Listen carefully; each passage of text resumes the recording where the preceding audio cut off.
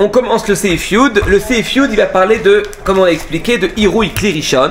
C'est quoi Hirouï Klirishon? On a connu déjà les grands principes de base, c'est-à-dire Klirishon, comme on a vu dans le Seif Tet, Klirishon c'est Mevachel, Klisheni c'est pas Mevachel. Ouais, donc en fait, ce qui était sur le feu, même s'il il a été déplacé du feu, eh bien, je n'ai pas le droit de mettre quoi que ce soit dedans parce que ça a la possibilité de faire un bichoul, d'accord? Le Klisheni, donc en fait, ce qui était sur le feu, je l'ai transvasé dans un cli qui était froid à la base, qui était vide. Ça s'appelle Klisheni. Le Klisheni n'est pas Mevachel. Et on s'était posé la question. Klisheni est non Mevachel. Oui, monsieur. Hein? Ah non, ça fait déjà pas mal de temps. Rishon Mevachel, Klisheni n'est pas Mevachel. On a vu des exceptions, mais on n'est pas là pour parler des exceptions. On a vu le sel, c'était l'exception. Que même Klirishon, qui n'est pas sur le feu, c'est pas Mevachel. Et le thé, c'était pour le Klisheni, exactement. Donc ça fait partie des exceptions. Mais il en reste pas moins qu'il faut toujours ne pas oublier la base, c'est-à-dire que la grande généralité, c'est que Klirishon, c'est Mevachel, Klisheni n'est pas Mevachel. Et là, on s'est posé la question hier, qu'en est-il du Hirouï Klirishon? C'est-à-dire que j'ai un Keli qui est dans lequel je mets maintenant des épices, je vais verser d'un Klirishon sur un Klisheni. Donc en fait, on n'est pas encore dans la halakha, on est dans la Gemara. Donc il y a une Mishnah dans Daf Mem Bet Amud Bet. Et la question qui est posée, c'est la question de Tosfot Daf Mem Bet Amud Bet, Dibura Matril, Avan Noten ou Letor Hakeara. Évidemment, Tosfot nous disait qu'on ne peut pas apprendre ni de la Recha, ni de la Sefa. D'accord? C'est comme si je dis, puis je vous donne un exemple, je dis, tout celui qui a 100, d'accord, donc qui a 100 sur 100, au contrôle, passe de classe. Qu'est-ce qu'on peut entendre d'ici? Que si j'ai 99, je passe pas. Parce que sinon le proviseur il aurait dit celui qui a 99 il passe. Il y a plus forte raison 100. S'il dit 100, ça vient exclure 99. Si le même proviseur, d'accord, dans une autre classe il dit celui qui a 50 sur 100, il passe pas l'année. Ça voudrait dire que celui qui a 51%, il passe l'année. Et si maintenant le même proviseur il dit celui qui a 100 il passe, celui qui a 50 il passe pas. Alors celui qui a 75 il fait quoi? Donc on ne sait pas, donc c'est vraiment une question parce que de la Recha, du 100, je comprends qu'il passe pas. Mais du mot 50, je comprends qu'il passe. C'est exactement la même chose. On dit Klirishon c'est Mevachel, Klisheni n'est pas Mevachel. Et Hirouï Klirishon qui est au milieu. De la Recha, je comprends que c'est pas Mevachel. De la Sefa, je comprends que c'est oui Mevachel, c'est-à-dire que ça. Ça fait une cuisson. Donc ça c'était Tosfot qui s'est interrogé, donc qui disait qu'on ne pouvait pas amener une preuve de la Mishnah parce que justement la Recha et la Sefa elles se contredisaient. je continue Tosfot. Tosfot nous dit que selon Rabbeinu Shmuel, eh bien il amène une preuve que Hirouï c'est comme un Klisheni. C'est-à-dire que le Hirouï, c'est-à-dire le fait de verser d'un Klirishon sur un aliment, c'est considéré comme étant Klisheni, donc ça ne fait pas de bichoul. C'est quoi la preuve? Mais à des Kaimalan, des Tata Agavar. Parce que non, tiens, Tata Agavar. C'est quoi Tata Agavar? Tata Agavar, c'est qu'il y a une grande marloquette entre Rav et Shmuel. D'accord, on voit ça aussi dans Yereda, dans Siman Tzadik Aleph. Là-bas, on voit qu'il y a une marloquette Rav et Shmuel pour savoir qui domine. C'est-à-dire, j'ai quelque chose qui est froid et je verse dessus quelque chose qui est brûlant. Il y a un bichoul qui se fait, oui ou non. Shmuel il tranche, Tata Agavar. C'est-à-dire que celui qui est en bas, ou celui qui ne bouge pas, d'accord, c'est une marloquette Tosfot Rashba, on va pas rentrer là-dedans, c'est pas le sujet. On va dire que celui qui est en bas, allez, on va prendre celui qui est en bas, c'est lui qui domine. C'est-à-dire que si maintenant j'ai un bout de viande qui est brûlant, et je verse du lait froid dessus, le lait et la viande, ils sont interdits. Pourquoi? Parce que la viande, elle va chauffer le lait, de telle sorte à ce qu'on va arriver à une situation où, comme si les deux sont chauds. Et si les deux ils sont chauds, il y a un bichoul. Bichoul de Bassar Bechalav, c'est strictement interdit. D'accord? Très bien. Donc c'est clair? C'est clair? Très bien. Donc, celui qui est en bas, c'est lui qui domine. Si par contre c'est l'inverse, c'est-à-dire que je prends maintenant un lait qui est froid, et j'ai une viande qui est... Excusez-moi. L'inverse. Donc le lait, il est chaud et la viande, elle est froide. C'est ça? Et là, je verse le lait brûlant sur le froid. Tata Agavar, c'est-à-dire que ce qui est froid, donc ce qui est en dessous, il va dominer. Donc il va rendre le chaud froid. Et donc du coup, il n'y aura pas de bichoul. Il n'y aura pas de bichoul. Il va rendre le lait qui est au-dessus, qui était brûlant, il va nous refroidir. Et donc on va être dans une situation comme si les deux sont froids. Un bassar et un khalav qui sont froids, qui se touchent, d'accord? Il n'y a pas d'interdiction. Il faut simplement peut-être un petit peu laver pour enlever la mamachoute, mais pas plus que ça, d'accord? Bon, sauf s'il y a du harif, mais dans un cas classique. Hein? Non monsieur, plus que 24 heures c'est autre chose. Plus que 24 heures c'est les bliottes dans une casserole. Mais maintenant dans la mamachoute, ouais, bah dans la mamachoute non. Laisse macérer un bout de viande pour plus que 24 heures. Ouais. Même. Ah mais c'est pour ça que tu parles de kavouche, c'est autre chose. Oui, ah tu parles de kavouche, j'ai mal compris. Kavouche, alors effectivement c'est qu'un des rabananes. C'est pas un bichoul midéoraïta. Laisser macérer de la viande ondulée pendant 24 heures, d'accord, l'interdit de manger ce truc-là, il n'est que d'ordre rabbinique, il n'est pas midéoraïta. Parce que midéoraïta, il faut absolument que ça a passé un bichoul. D'où je sais, parce que c'est écrit dans le pasouk, Loté bachel gedi bachalevimo, 3 fois. Une fois pour Issour Achila, qu'on n'a pas le droit de le manger, une fois pour le Issour Bichoul, on n'a pas le droit de cuisiner, et une fois pour le Issour Anaa. Et pose la question, mais pourquoi le mot, l'interdiction de consommer, donc, excusez-moi, la Achila, dépend, pourquoi on le dit dans un langage de Loté Vachel Gedi? Réponse, d'accord, c'est quoi? C'est parce que pour t'apprendre que même la Achila, elle doit être ce qu'on appelle Derer Bichoul. C'est-à-dire que même ce qu'on n'a pas le droit de manger Midéoraïta, c'est lorsque ça a été cuit. Mais évidemment, lorsqu'il y a un mélange, n'importe quoi, même si maintenant c'est ensemble, c'est kavouche, c'est venu par Melicha, c'est venu par n'importe quel autre moyen que la chaleur, alors là, ça sera un interdit qui sera Midérabanan. D'accord? Mais c'est quand même interdit. Mais d'accord, ça sera un interdit qui sera Midérabanan.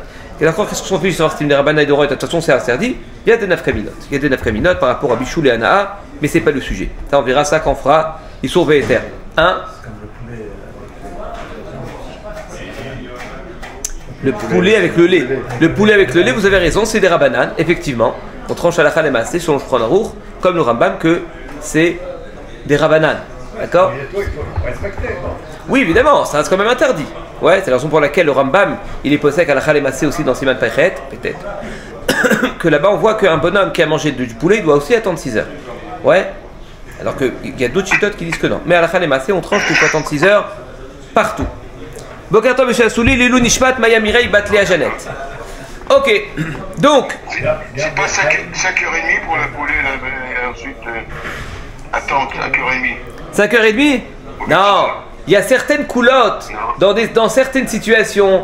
Par exemple, un soldat, d'accord? C'est maintenant ou jamais. Ou bien alors une femme enceinte.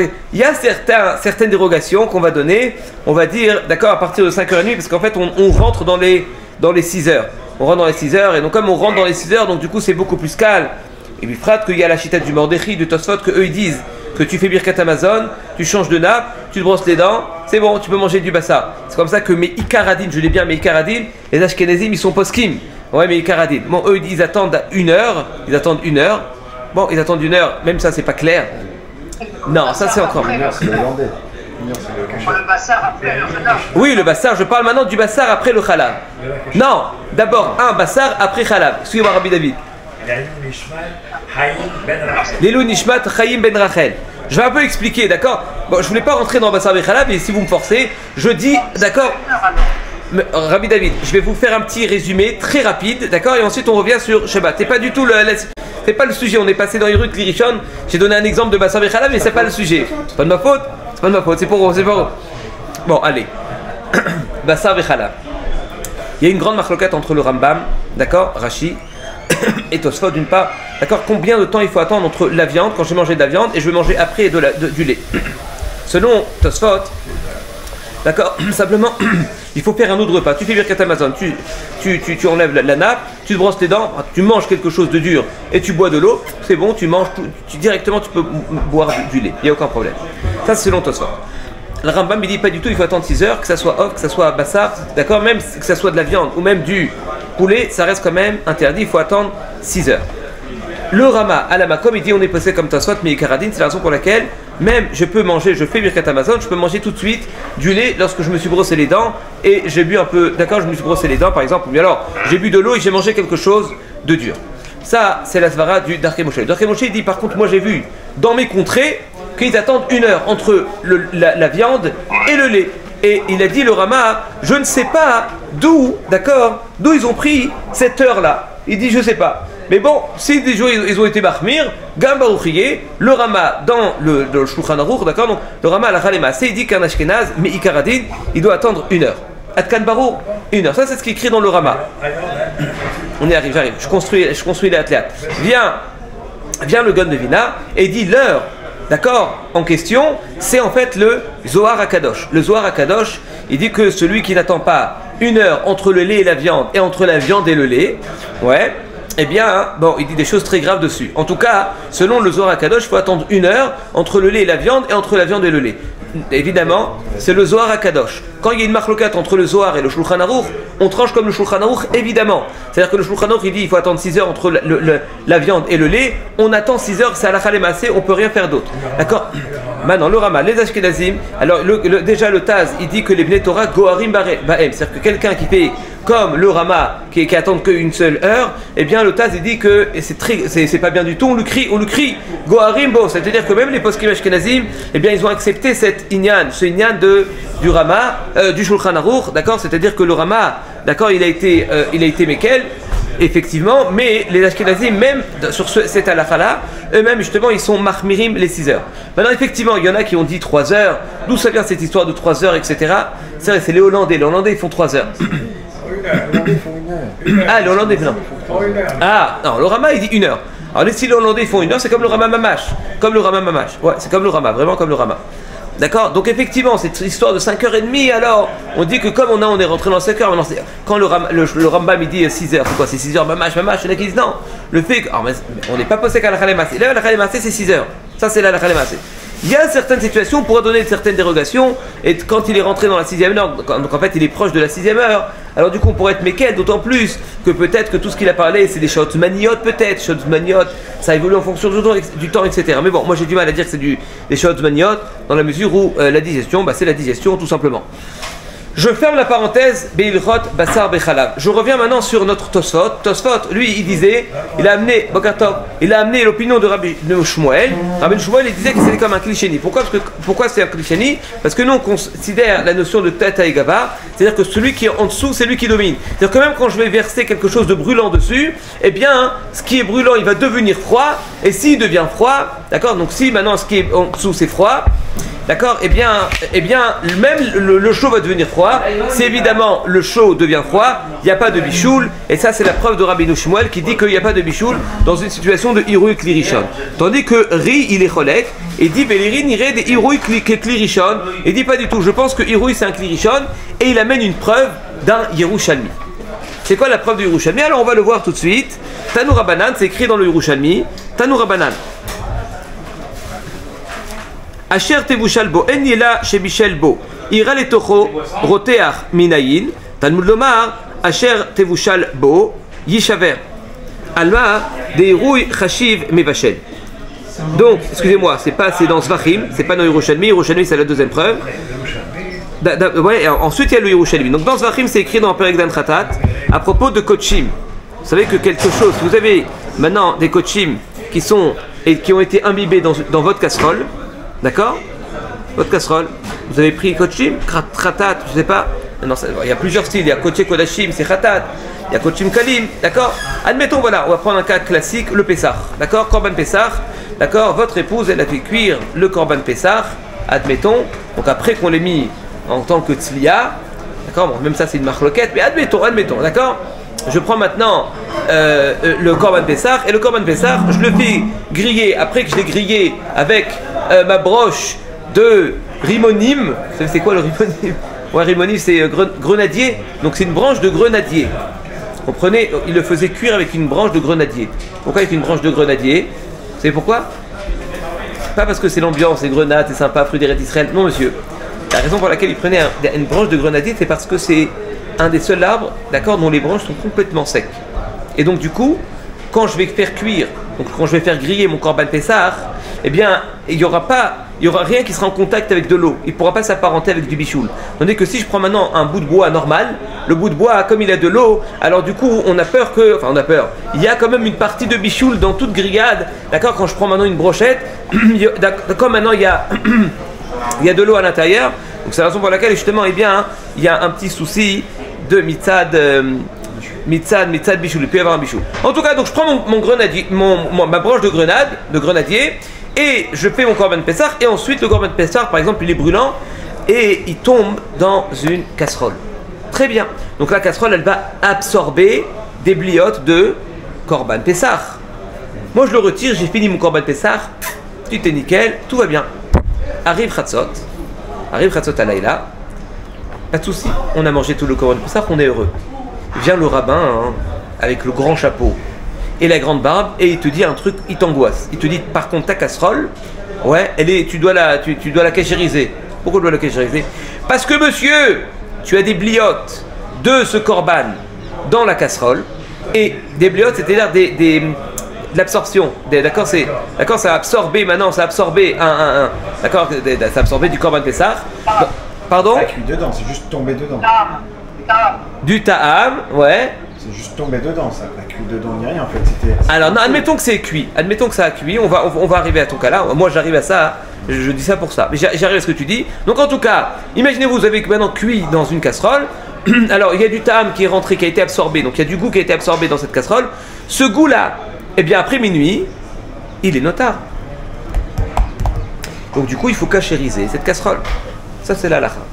Maintenant, si ça s'est fait dans un kli cheres, eh bien le kli cheres qui n'est pas cachérisable, eh bien monsieur, on le casse, oui monsieur.